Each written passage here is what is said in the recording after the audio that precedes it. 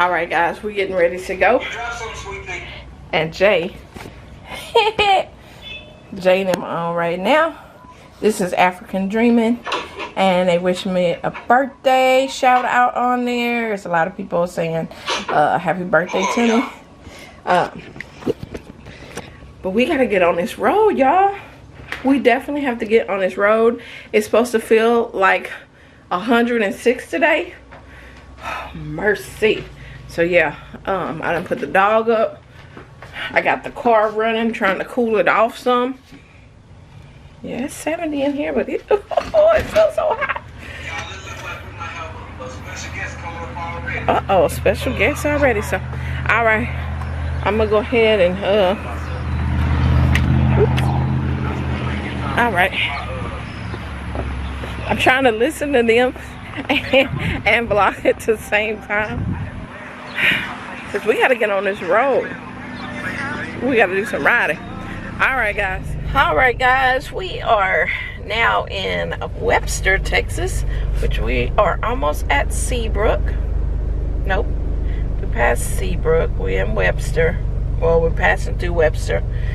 We gotta pass through Kima, and then we'll get through Texas City, and then we'll get to Galveston. Nope, Texas City, Dickerson, then Galveston. So I think I gotta go to about 5 or 6 cities to get to Galveston. And yeah, but you know, it's Monday, so traffic is crazy. Not everybody is off for the holiday, even though it's a national holiday. A lot of jobs still don't acknowledge it, you know. And so people have to be at work, including my children. But anyway, we're gonna go ahead and make our way on to Galveston.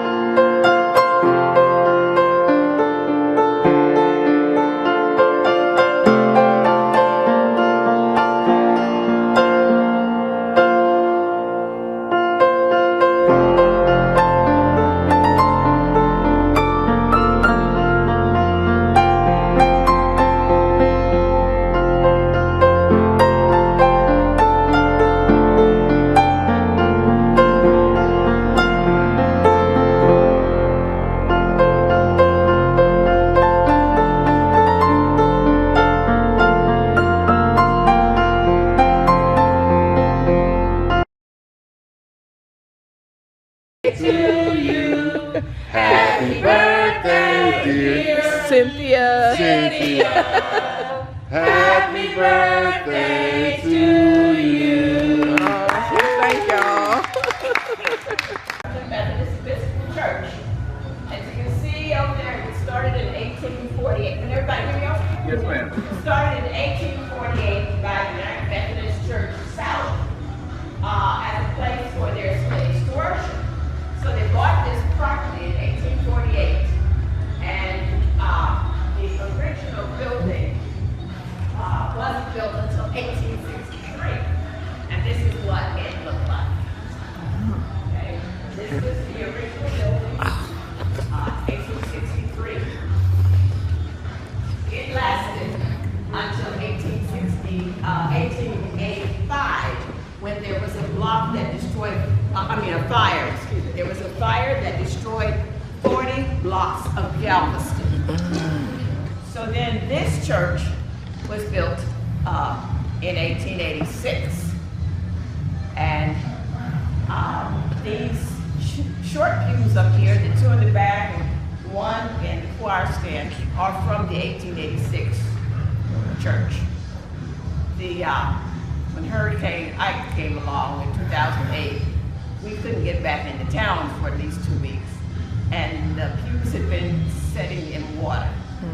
So they were gone. But we were fortunate, we were blessed in that while there was a lot of damage throughout the church, I think 315 days. But it stopped, it covered the piano bench of Billy Graham. It covered the pulpit area had to be redone. But it did not touch that 1872 Hook Hastings pipe organs. Called the Negro Methodist Church, or Colored Methodist Church. And then the first pastor, as I said, was the Reverend M.M. Clark. The second one was the Reverend Houston Reedy. And AME ministers are subject to be moved every year. Not because of any particular reason, but I'll give you an example. One minister from our sister AME Church, Shiloh, which was started later, was moved because they needed a younger preacher in Houston. I guess probably had heart problems, but he preached his last sermon and sat down and died in the pulpit. And I know his father was still living at the time. His mother might have been too. And the kids were young. But anyway, they needed somebody who could be not only a good preacher, but a good businessman. And the preacher at Shiloh was both of those. So the next thing they did was move him, even though the people at Shiloh did not want him to go. But anyway, that type of things happen. So Reverend Houston Reedy was here for a couple of years, and then he was moved elsewhere. His daughter taught school here. That was one of the most important things, you know. Everybody realized we need to be able to read and write and do arithmetic, handle things, because even people that were trained how to do various jobs, now, for example, my great-grandfather knew how to build houses and things. Now, but as a slave, did he have to worry about the paying for it and that kind of thing? No. But when the emancipation came, he and his family moved here in 1865. So it was important. Anyway, we did get this picture of the church after Reverend Houston Reedy left. The people they liked him so very, very much that they decided to name the church Reedy Chapel after him. So I'll try to answer any questions that you may have. I am a family historian. I'm not a military specialist, but I do know, sir, that there were several thousand United States colored troops here. Some of them met General Gordon Granger here, but Gordon Granger himself sailed from Mobile, Alabama to come here for the purpose of enforcing the Emancipation Proclamation. Don't let people say to you, they came to inform. No,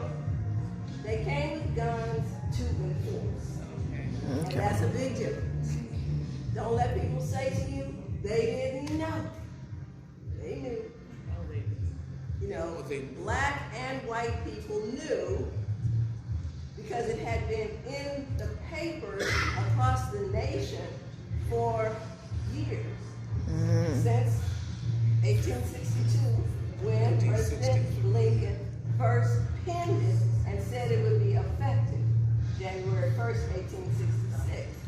Now think about the fact that Galveston is a seaport. You got people coming in from all parts of the East Coast and the North, and they brought information. And the first people to get that information were the blacks, stevedores, and longshoremen who were working on that dock. So you know that if your family was enslaved for multiple generations, if there was even a hint of news that they might be free, everybody would have their ear to the ground to pick up any tidbit of information they could to continue to encourage their family members to strive on, because we are almost there. We're almost there. Other questions? Yes. Yes, multiple books have been written. A very scholarly book has been written by Mr. Ed Cawthorn, and he actually does lay out the military movement of General Gordon Granger and the events leading up to the Emancipation Proclamation. And I can't emphasize enough how important it is for you to tell the stories to your children, because it is the only way we can depend on for sure to know that they're going to get the truth of the story. Because up until this point, our story has been redacted. It has been edited. Even though we are here in Galveston and in Texas where it happened, I'm 72 years old. I should have known more. You didn't learn this in our school books, in Texas history and American history. We didn't learn this. We learned this from our parents for what they could tell us, the best of what they knew. And they didn't have all these details, but now we're able to research and find details and say details and cite our sources and know what we're talking about. So when people say something that's incorrect, you can gently say, not true. This is the truth of it, because here is where it says it in a primary source document. Well, you know, because this is the first time I'm ever hearing that they came down to enforce it. We were always taught or told that they came down to let them know because they were the last ones to know that they were free. And don't you think that sounds crazy? That sounds crazy. But they had a financial interest for them not in knowing about the prosecution of the Civil War.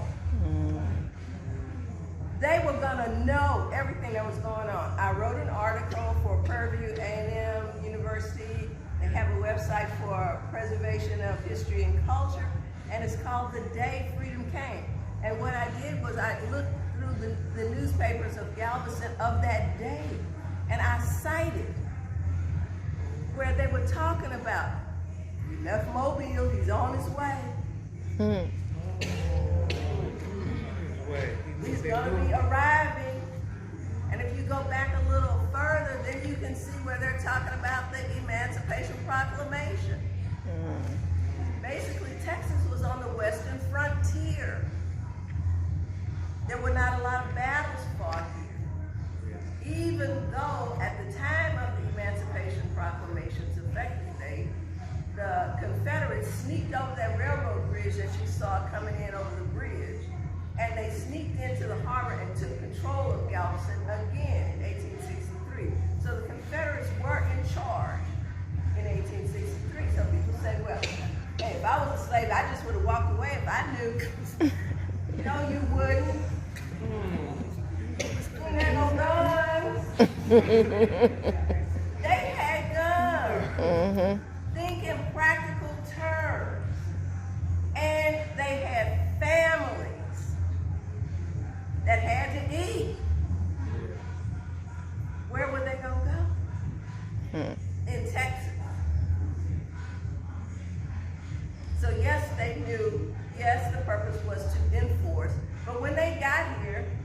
You know that they knew because the Confederates gave them not even one shred of resistance. It was like, yeah, okay, it's over.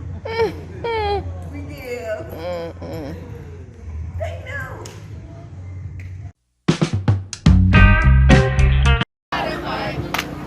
And we gon' fight all day and night until we get it right. What side are you on, my brother? What side are you on? I'm on the freedom side. What side are you on, my sister? What side are you on? I'm on the freedom side. Who goes for the freedom fighter? 'Cause I mean how to fight. And we gon' fight all day and night until we get it right. What side are you on, my brother? What side are you on? I'm on the freedom side. What side are you on, my sister? What side are you on? I'm on the freedom side.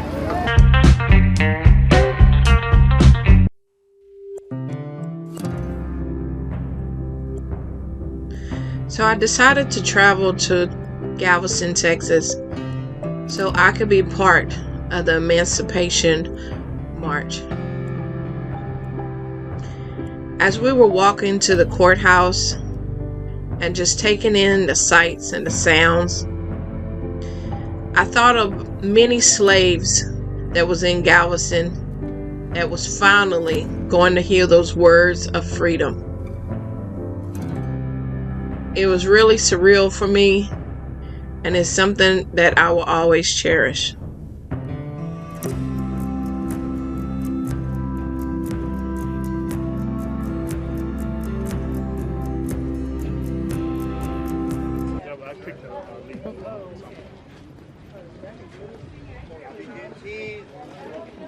Happy Juneteenth! God bless you all.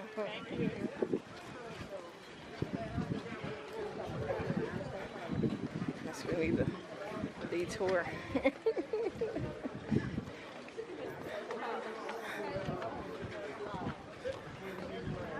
Everybody else is still right out here in front.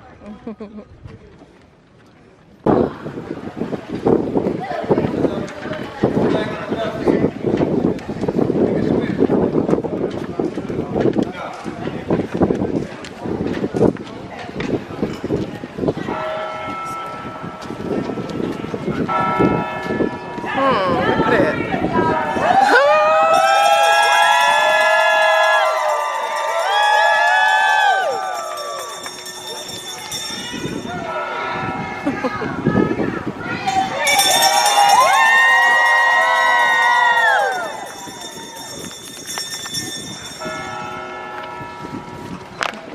Thank you. Thank you.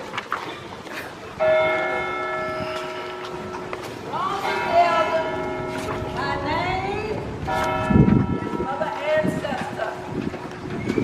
I'm 72 years old, and I've been for 72 years in the bonds of slavery. And so I'm here to celebrate today. The first opportunity we have ever had to celebrate emancipation. Because on June 19th and 1865, General Gordon Gray came to this island to free the enslaved people of Texas. That was fully 2 years after the Emancipation Proclamation was signed into effectiveness January 1st, 1863. And when they came, they did not come to inform, they came to inform.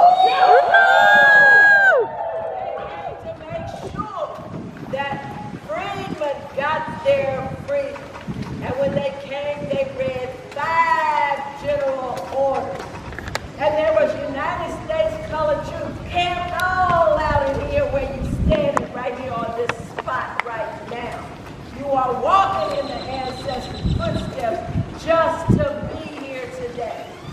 And we will reenact exactly the first celebration of emancipation that consisted of a march from the old Galveston courthouse to the colored church on Broadway. And that colored church on Broadway was called Colored Methodist Episcopal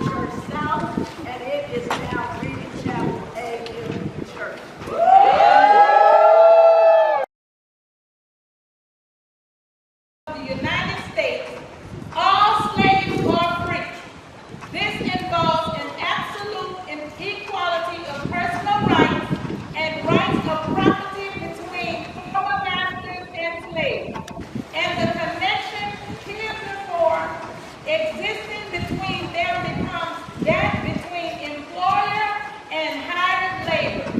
The freedmen are advised to remain quietly at their present homes and work for wages. They are informed